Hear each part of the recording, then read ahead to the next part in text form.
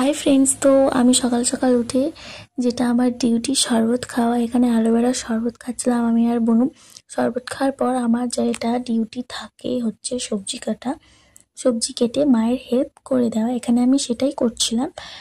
সবজি সবজি কাটা হয়ে যাওয়ার পরে এখানে আমি প্রথমে কেটেছিলাম পুঁই খাড়া, তারপরে কেটেছি পুঁই পাতা, তারপরে আমাদের এখানে এগুলোকে পুরুল বলা হয়। বটিতে কাটতে অসুবিধা হচ্ছিল, তাই আলু ছিলাতে কেটে ছিলে নিচ্ছিলাম আর কি, আমার সুবিধা হচ্ছিল। তোমাদেরকে জানিও এই সবজিটা খাও। এগুলো খায়, আগে খেত না, এখন খাচ্ছে, ভালোই লাগে, টেস্ট ভালোই, পুরো ঝিঙের মতো। তারপরে এখানে আমার সবজি টবজি কাটা কমপ্লিট হতে যাচ্ছে প্রায়।